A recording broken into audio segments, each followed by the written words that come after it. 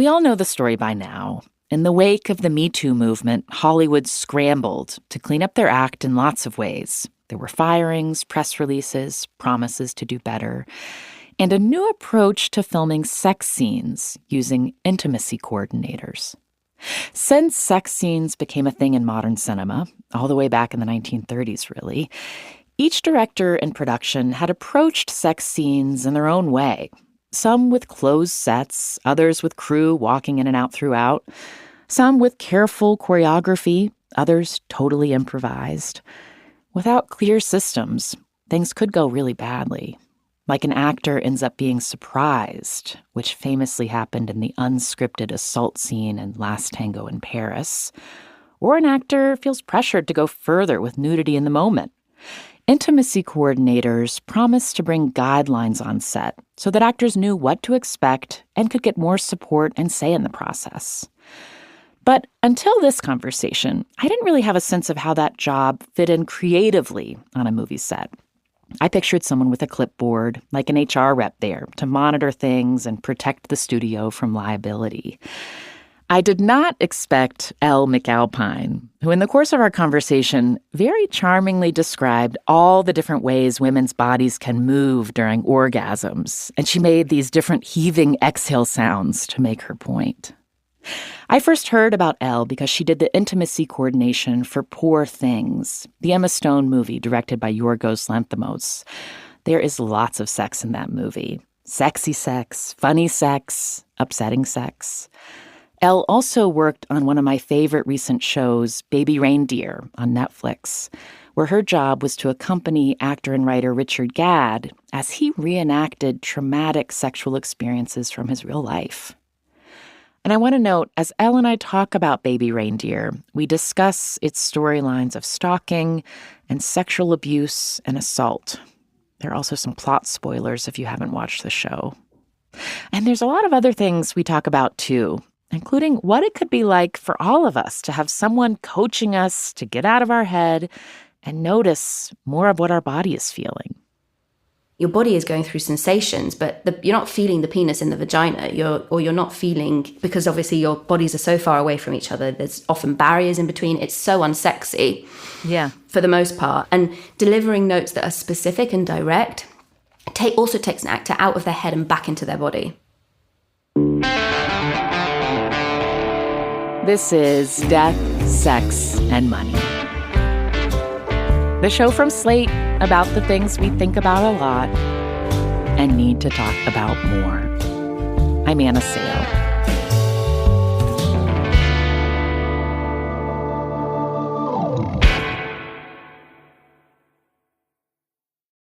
This is the story of the one.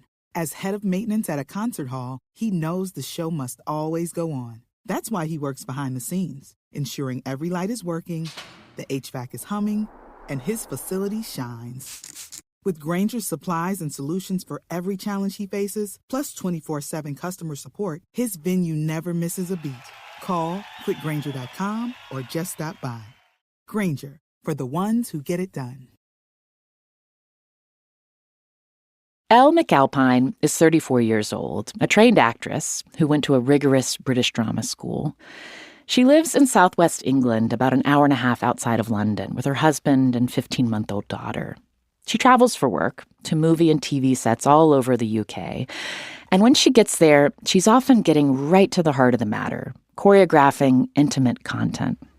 I was just talking about something simple as, okay, you're giving a hand job. What are you actually doing? Are you caressing the testicles? Are you what's the motion of the hand on the penis? And when you say it like that to people, they burst out laughing, which of course it's hilarious, and we're talking about something that we're also simulating, but it's those sorts of conversations that add to the detail, and they can kind of it makes it so much more specific when you watch it, and so much better. But some actors can't.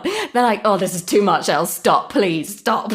Or some directors are like, hands over their ears, I can't. But I just think if you're doing a sex scene, one, if you're directing a sex scene, you need to be thinking about this. Two, if you've written a sex scene, you actually need to have written this rather than they have sex. Let's talk about, okay, what kind of sex are they having?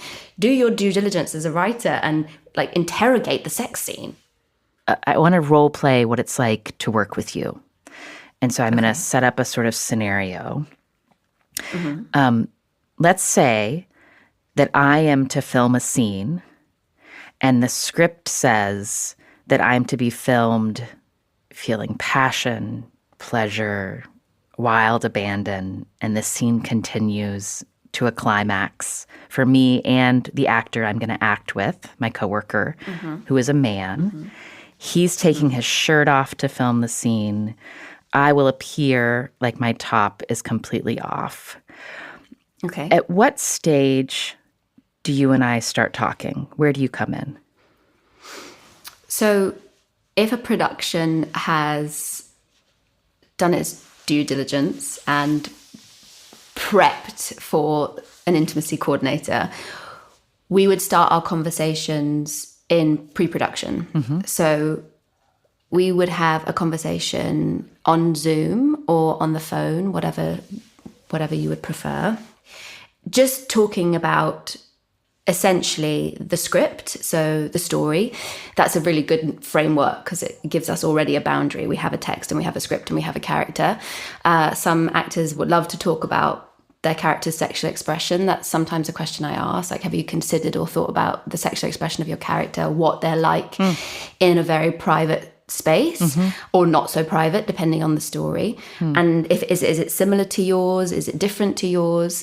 So it's wonderful when you have these really, really creatively charged conversations because you get an idea of them as a person and their relationship to their character. And you said boundary. When you use that word in the context of your work, what do you mean, having a boundary? So essentially, a boundary would be a hard no. So it's something that you are not willing, and this is just one version of a boundary, you're not willing to do. So that could be full frontal nudity. That could be something as simple as I don't want somebody to touch my neck. I don't want somebody to pick me up. I do not want to simulate sex from behind. It's a plethora of things. So those are the like hard no boundaries. Another boundary so I kind of see it in like an energetic way, which is a boundary is like the masculine structure, right? It's a structure. So it's the script is a structure that we can move within. And then the other side of it, so the kind of, I guess, the feminine energy is all the kind of creative conversations and all the kind of chaos and the messy middle bit where you're trying to create something. And I think just by being there, like even just by having an intimacy coordinator, you've already kind of created a boundary and a structure to work within. And it's within that structure that people are able to be sort of creatively vulnerable and creatively free. If I have a clear understanding, if the director has a clear understanding of where we're not able to go. Have most of your film sets that you've been on, have most of them had male directors? Yes. Do you find, like, when you notice you're picking up on discomfort or just not being in it from a woman performer, and you think there's a note you could give to help them shift more into their body or find more comfort in their character, do you sort of look over to the director first to make sure you have permission to give a note? Or is it not quite, is the hierarchy a little bit more squishy? It depends on the director. So you never want to interfere with the chemistry or with the relationship between the director and the actor. And that's ultimately the most important one. So you could say to the director, are you okay for me to just step in and deliver a note about, usually it's about anatomical movement. So if someone's, let's say a woman is on top and she's moving her shoulders too much, because obviously it's simulated, like you just tell her a small note, like bring it down into the pelvis, focus on your kind of pelvis. and on your coccyx, like pull the attention down. Can you just give each other weight, like a bit more weight, so that you're not kind of flopping around all over the place? So in answer to your question, it really depends on the director that you're working with. Mm-hmm. Let's say that I am to film a scene. Mm-hmm. Say in this particular scene where it's supposed to build, there's a climax for my character. Like, given how much, I don't know, it's like so cliche around like what orgasms are supposed to look like. Can you give me an example of something you might say to me about how to express that with my face? Yeah. So again, I would probably bring it into the body, because I think if it can move through your body, it will translate to your face. And often I'll ask actors, like, have a think about, there's two forms of, there's so many forms of orgasm, but ones that kind of read really well on camera are, if you're thinking about, like, is she opening? Is this orgasm bringing her to, like, open her body? So her chest is open, her neck is back, her hips are open, or is she sort of like coming in, like that sort of, my business partner Kat does this amazing kind of, like it's a shudder. So it's like, bringing it in, Is she kind of closing? What's the texture of the orgasm? Is it, and I think most of the time, we see women on their backs arch, necks, and that's very, very an obvious one. So I'd say, let's just flip it. So let's come in, let's kind of bring the body in, or let's focus the attention on something to make them maybe laugh, like the big toe. Or what kind of orgasm do do we want to laugh? Do we want to cry? Is it elation? And so what happens with that opening and closing sort of visual is that suddenly their face will do the same. So it will their eyes might pop open, or their eyes might shut, or their lips might become a bit more pursed, or they'll like grit their teeth or whatever. So that kind of open and closing is a great way of visualizing it. And then also to think about eye contact or not. Like, are we looking away? Are we together? Are we shutting our eyes? And how is the breath? Is it coming like out sort of light and, or is it like a guttural, like, oh my God, that was amazing. And sometimes doing it can really, me personally doing it, then that I'm the one that's done it in the space already. So I've sort of been the first one to make that guttural noise. I've done it with my body, and so they can see it. So then it gives them permission to just try and experiment.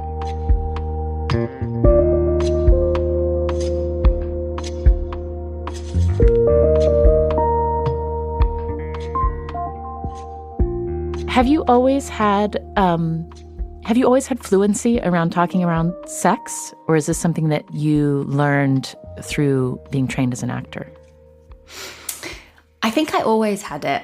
I think I was always the one at school, like just sort of, there's one anecdote where everyone was like, what's the clit? And I was like, oh, it's the bit that feels good when you tickle it. Or, now we were really young when I was saying something like that. And how did you know that? I was quite a sexual kid, Anna. I was from a really young age. I remember it just like probably sort of 3, 4, 5, just quite in touch with my body and understood that what the sensations were. And my mum and dad were really open with us about it. And I mean, I grew up in Singapore, and there's a lot of swimming pools, and you'd see the women around. I remember it so viscerally.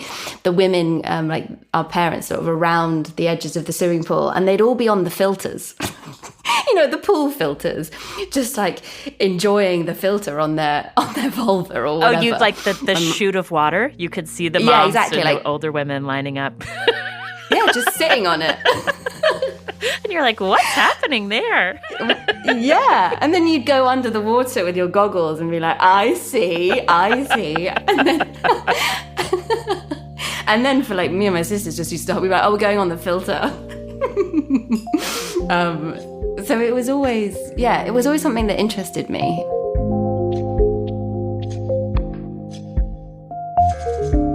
Coming up, the Me Too movement creates a demand for intimacy coordination, but Elle feels resistance. I think at the beginning, people are like, oh, you're the fun police, you just taking all the fun out of it. It's not about that. I want this scene to look as good as it can look, and I want you, ultimately, to look as good as you can look.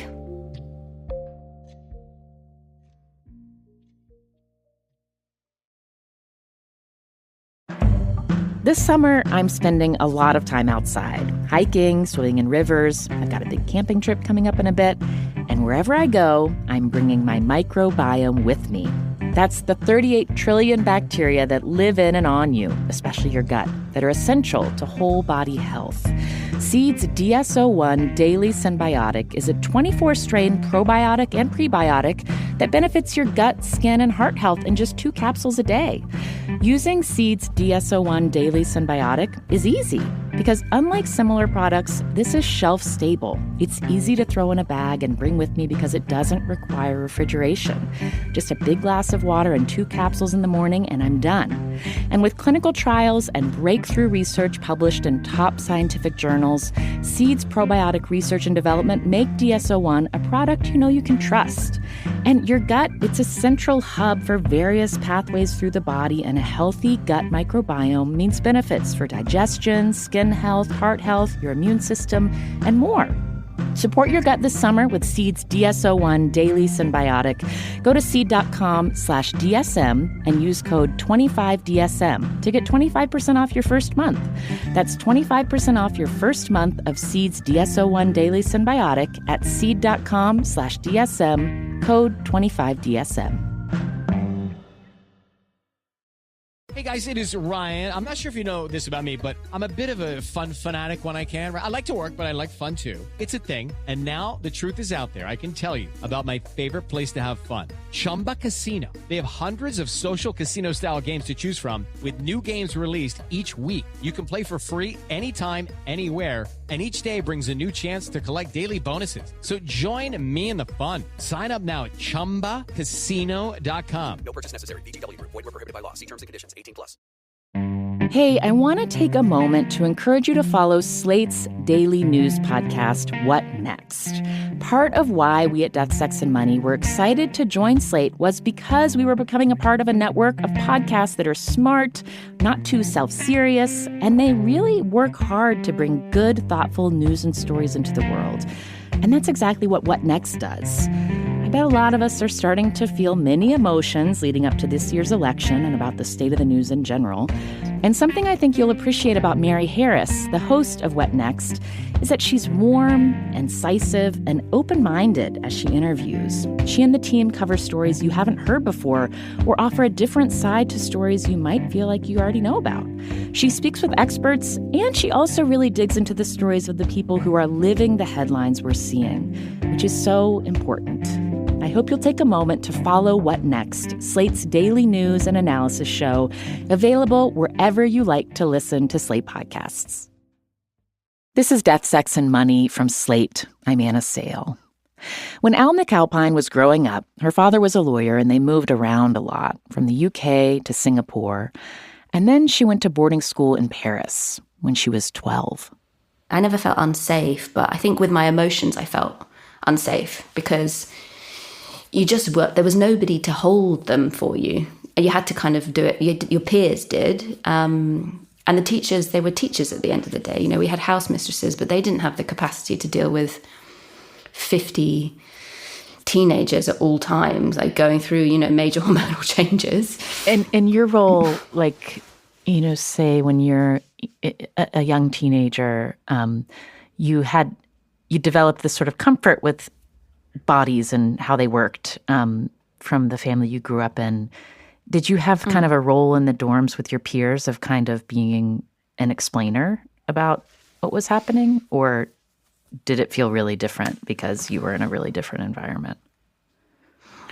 I think it wasn't never really an explainer, but I think I was probably one of the first to have sex. I was 14. And it was with an older guy at school, and it was just always like you'd go and you'd do it in the there was this place called the D&V corridor, which is it's just horrendous, but it's the Duke of Edinburgh Corridor, like a hallway?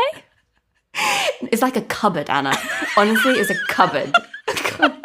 That's the most British thing I've ever heard. I know. Okay, so you went to the cupboard. We went to the cupboard. We'd have a rota. We'd be like, okay, so your 8:30 till 8:45 will be 8:45 till 9. Oh, really? So it was yeah. coordinated. Uh-huh. Yeah. It was a conveyor belt of like, okay, who's next? Who's next? Who's next? I mean, it was the sexual kind of freedom in the school like that. It was just running riot everywhere. And then there'd be anecdotes the next day that either someone had shared everything. Everybody knew everything about your life. It was pretty brutal. Yeah. I mean, but in some ways maybe prepared you for what it's like to be on a set where there's like a whole social environment built around people having what seem private encounters that aren't private at all. Yes, true. Very true. When you think about your sort of acting training as you were taking it more and more seriously, do you feel like what was the school of acting that you came from? Was it about kind of accessing and exposing, the deepest parts of yourselves, kind of without regard to how that might leave you at the end of the day emotionally with your mental health? Do you know what I mean?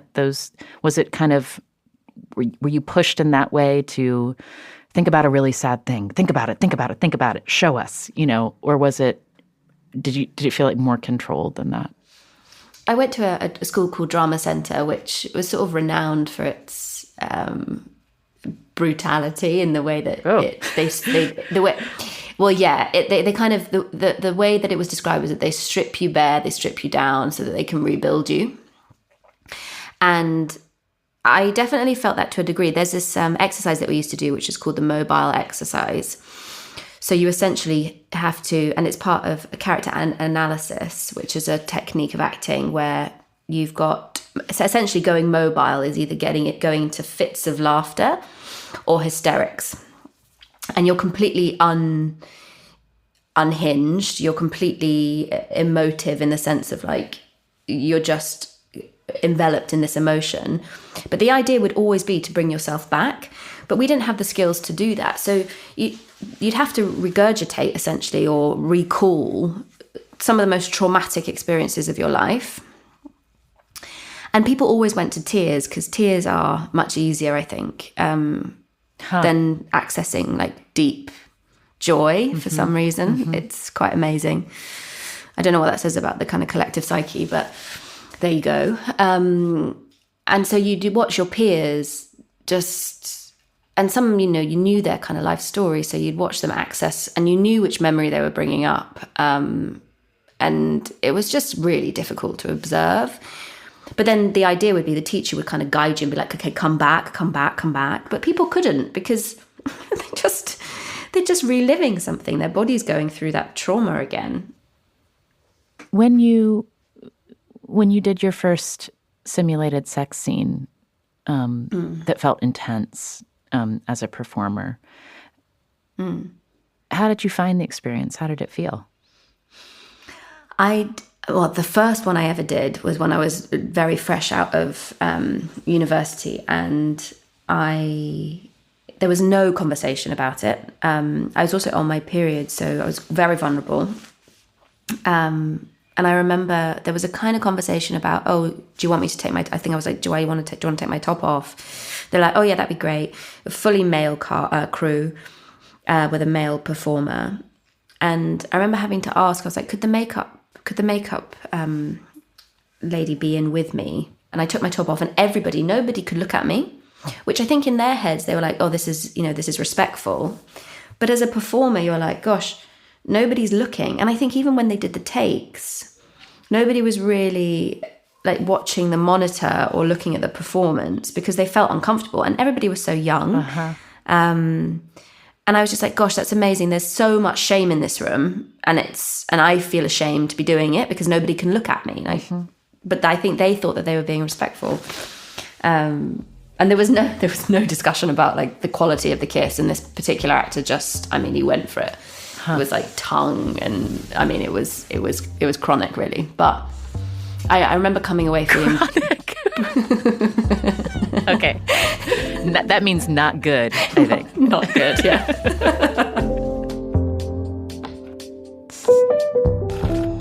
One teacher Elle really bonded with while at graduate school was Ita O'Brien, who taught movement and was an early practitioner of intimacy coordination in the UK.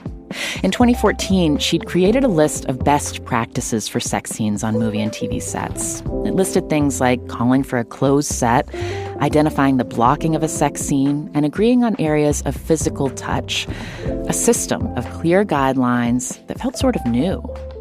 In 2018, the year after Elle graduated, Ita started her own business called Intimacy on Set, and Elle came on as an employee. I worked for her for 18 months, and I did so many sex scenes to show the industry, essentially, like how it could be done in a way that was safe, in a way that was choreographed, in a way that was, professional, and like coming from character, not from, your own personal experience.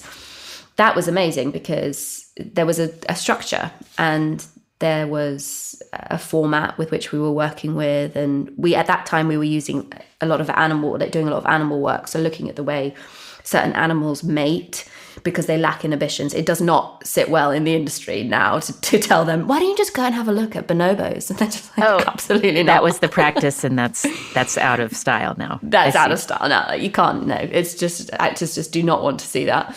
But it was an amazing for me personally, because it gives you such kind of it's just got such like creative license to just play. So you were training in this at a time when there was major upheaval in Hollywood around sexual politics. I mean, this is 2017, 2018, is that right? Yes. So the first big article about Harvey Weinstein came out in the fall of 2017.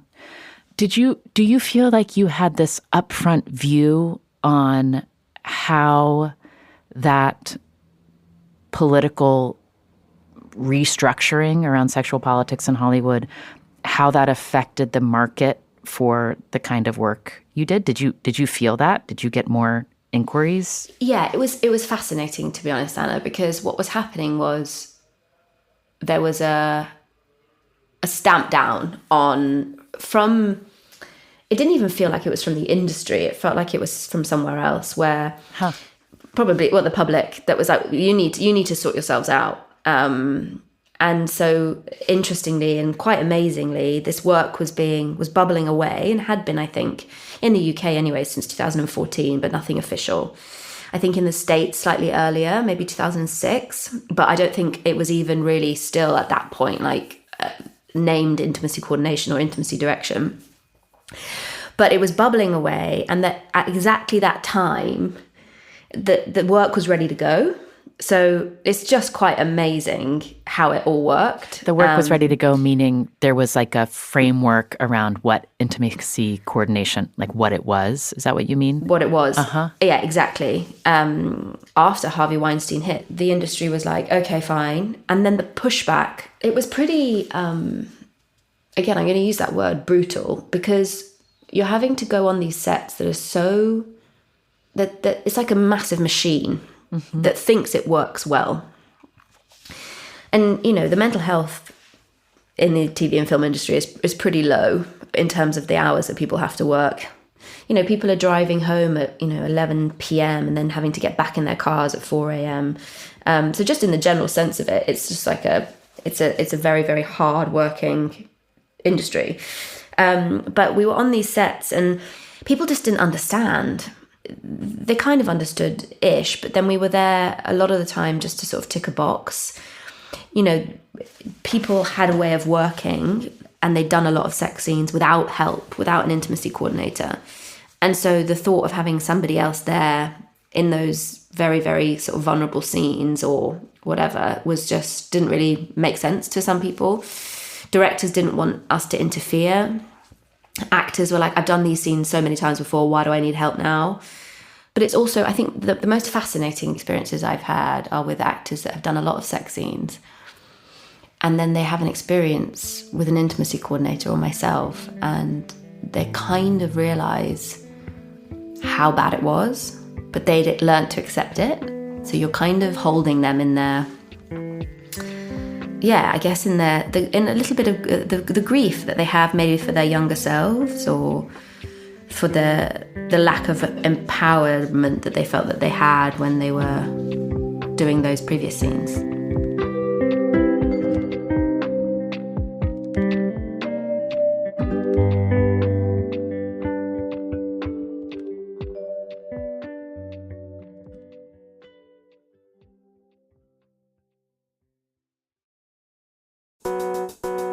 Have you ever wondered how to be the funniest person in the room?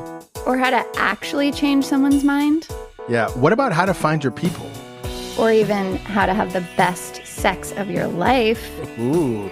Well, then if you have wondered about these things, then you probably need to check out Slate's podcast, How To, hosted by me, Carvel Wallace. And me, Courtney Martin. We're best-selling authors, fancy, and journalists who love finding solutions to problems, which is exactly what we do each week on How To. Listeners call in with their toughest questions, and we talk it out with them and some of the wisest people we know. It's like free group therapy, and everyone's invited. We share stories and advice that's not only surprising, but even life-changing.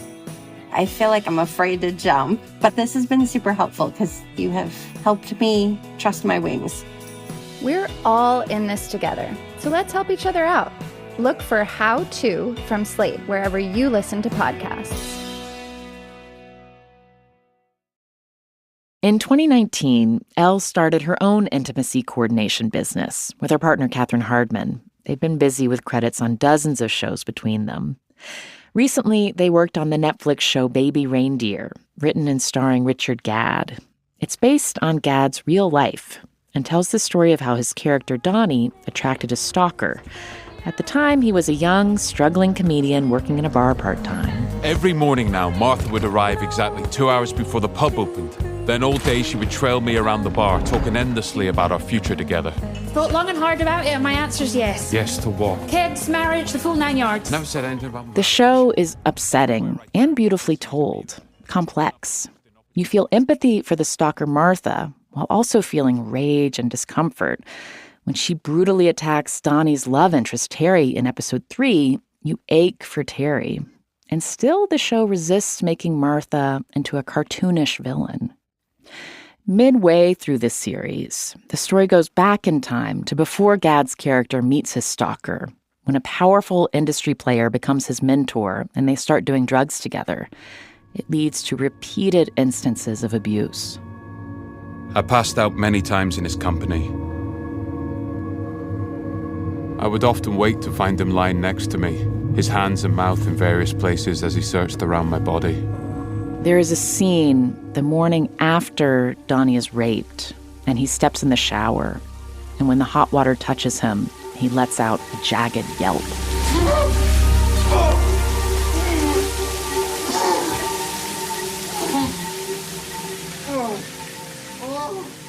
Did the shower scene that follows the most violent assault scene, did that count as an intimate scene that you were involved in? Yes, because that was a level of nudity that was required of Richard. And also he was, cleaning himself. So there was an element of personal touch that was intimate. Mm-hmm. Had you done a lot of intimate assault prior to this series? No, I hadn't actually. I think I'd done maybe one rape scene, maybe two, not a huge amount. And, usually with these scenes you work in conjunction with a stunt coordinator, but we didn't on Baby Reindeer because I think there wasn't an element of, force, but he was essentially under a lot of drugs. So there was he didn't need to be fought off because essentially the character at the time is so drugged up he can't actually resist. What did you learn working on that choreography, that because the nature of the intimate content was such a different, I mean, it was violent, it was a violation. What did you find that you approached differently, or was it not that different? It was different in the sense that I was working with somebody who had experienced it. And it was very much a retelling of his experience. And so that's rare. So it was, what I think I learned was that you have to trust that the performers have the autonomy and the support around them to do their job. And I think a lot because of the person I am, I'm quite a caring person, and I can worry about people. I think I had to work on my own knee-jerk reaction, which was to ensure that he was okay all the time, and just trust that he was okay and that he would let me know if anything was too much. Interesting that part of the lesson was your job is not to protect the performers from emotional discomfort if that is part of what it takes to do their job, and they have consented to do their job in this way. But it may be upsetting. Yeah. There are also scenes of physical violent assaults, which could be another form of, surfacing trauma for some of the performers. Were you only involved in the scenes that involved sex acts in Baby Reindeer? Yeah. Just there for the intimate content. It depends on what the touch is, or the contact is. So if it's if the intent behind the touch is sexual, then we'll be there. If it's not, if it's just violent, then it will be a stunt coordinator. Do stunt coordinators bring the same level of intentionality around how it might affect people emotionally? I hope so. I was actually having a very interesting conversation with a young director, a kind of new director, and she was talking about, the care with which she wants to hold her intimate scenes, and then we were talking about how with violent scenes, but just the interest in that sex is something that we all experience as humans. We have a felt understanding of what it feels like to have sex, but nobody knows what it feels like. Well, not people who are acting anyway. What it feels like to play a perpetrator, or to play a killer or a murderer, and yet we do it with such ease, in the sense of ease in the way that we just make so much violent content. And I work with Yorgos Lanthimos, and he just doesn't understand why we can show violence so freely, and yet there is so much red tape around sex and consensual sex, that people have such issues with it. And I just think he has a point. Why do people go up in arms about showing consensual, beautiful, heated, wet, gorgeous sex, and we don't talk about the fact that beheading someone is okay on our screens? It's just such a so complex, but yet strange. Well, I'm curious how doing this work, making this your work, has shown up in your life when you're not working. And I'm curious, you're a parent and your child is about 1.5 years, is that right?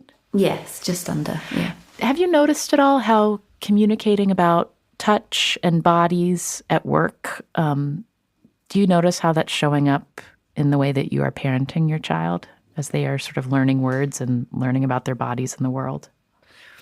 Yes, absolutely. I think I find, I want to teach her all about what it feels like to be really in your body, what it really feels like to not want a touch and to be able to say no to it.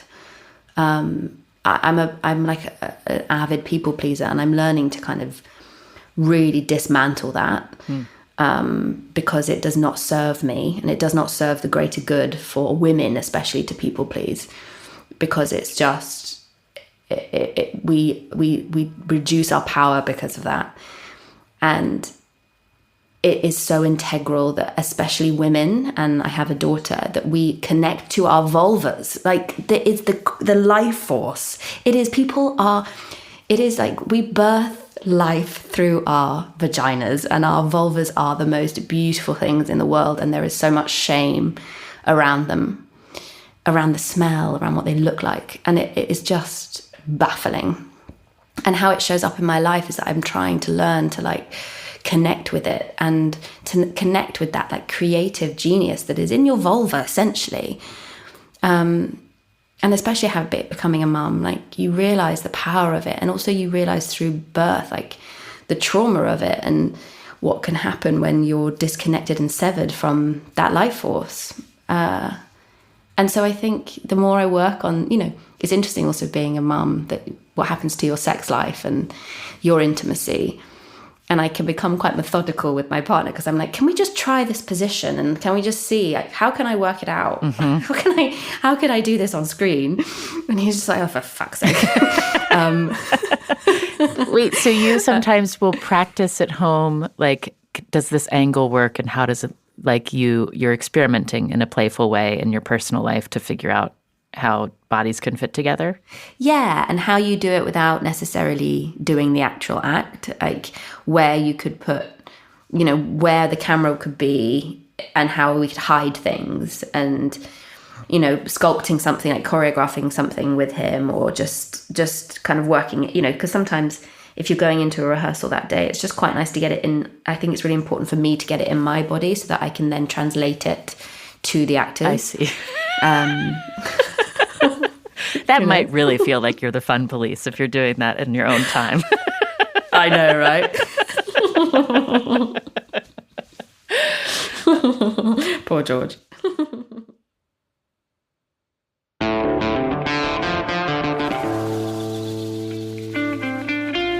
That's intimacy coordinator Elle McAlpine. Her business is called EK Intimacy.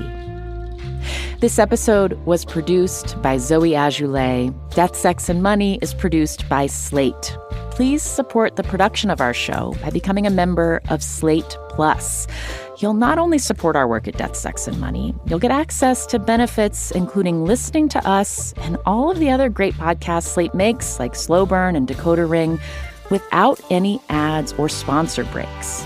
To subscribe, just click Try Free at the top of the Death, Sex, and Money show page on Apple Podcasts, or visit slate.com/DSM Plus to get access wherever you listen.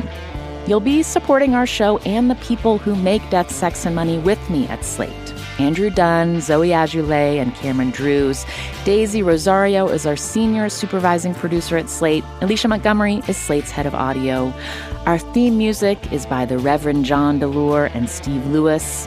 And if you're new to our show, welcome. We're glad you're here. Find us and follow us on Instagram at Death, Sex, Money. I write a weekly newsletter. You can subscribe at annasale.substack.com. And you can reach us anytime with voice memos, pep talks, questions, critiques at our email address, deathsexmoney@slate.com. We love hearing from you. Elle also told me she loves to watch sex scenes in movies for research. A favorite of hers is from the erotic thriller Unfaithful from 2002. Specifically, the scene where Diane Lane cheats on her husband. All you see is they're kissing, and then he kind of goes down her body and he takes off her like very white knickers. And he goes to give her cunnilingus, but what you then cut to is her stomach, and it's just like shuddering. It's just like... And then you cut to her, and she's just like, her chest is all red. It's just amazing. I'm Anna Sale, and this is Death, Sex, and Money from Slate.